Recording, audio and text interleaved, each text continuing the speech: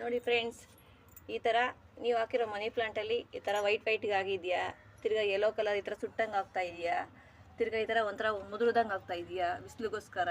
ನೋಡಿ ಫ್ರೆಂಡ್ಸ್, ಈ ಥರ ಎಲ್ಲ ಆದಾಗ ನಾವೇನು ಮಾಡಬೇಕು ಅಂದರೆ, ಮನೆಯಲ್ಲಿ ಹುಳಿ ಮಜ್ಜಿಗೆ ಇರುತ್ತೆ, ಹುಳಿ ಮಜ್ಜಿಗೆಗೆ ಒಂದು ಕಾಫಿ ಪುಡಿ ಪ್ಯಾಕೆಟ್, ಅಂದರೆ ಇವಾಗ 3 ರೂಪಾಯಿ ಕಾಫಿ ಪುಡಿ ಪ್ಯಾಕೆಟ್ ಇದೆಯಲ್ಲ ಬ್ರೂ, ಅದನ್ನು ಮಿಕ್ಸ್ ಮಾಡಿ ನಾವು ಎಷ್ಟು ಬೇಕೋ ಆ ಥರ ನೀರು, ಬೆಳಗ್ಗೆ ನೀರು ಹಾಕಿದೆ ಗಿಡಕ್ಕೆ, ತಿರ್ಗಾ 1 ಅವರ್ 2 ಅವರ್ ಬಿಟ್ಕೊಂಡು ಆ ಥರ ಹಾಕಿದ್ರೆ ತುಂಬ ಚೆನ್ನಾಗಿ ಗ್ರೀನಾಗಿ ಬರುತ್ತೆ. ನೋಡಿ ಫ್ರೆಂಡ್ಸ್, ಇವಾಗ ನಾವು ಕಾಫಿ ಪುಡಿ ಹುಳಿ ಮಜ್ಜಿಗೆನ ಈ ಥರ ಮಿಕ್ಸ್ ಮಾಡಿದ್ದೀವಿ.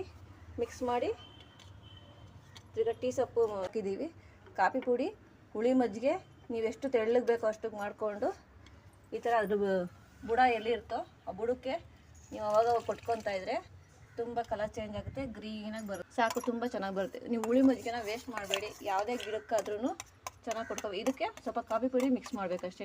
ಬ್ರೂ ಕಾಫಿ ಪುಡಿ ಒಂದು ಪ್ಯಾಕೆಟ್ ಹಾಕ್ಕೊಂಡು ಮಿಕ್ಸ್ ಮಾಡಿದ್ರೆ ತುಂಬ ಚೆನ್ನಾಗಿ ಬರುತ್ತೆ. ನಾವು ಇದನ್ನು ನೆಕ್ಸ್ಟ್ ವೀಡಿಯೋದಲ್ಲಿ ಎಷ್ಟು ಗ್ರೀನಾಗಿ ಬರುತ್ತೆ ಅಂತ ತೋರಿಸ್ತೀವಿ. ನೋಡಿ ಫ್ರೆಂಡ್ಸ್, ಈ ಥರ ಡ್ರೈ ಈ ಥರ ಆಗಿಬಿಡುತ್ತೆ ವೈಟಿಗೆ.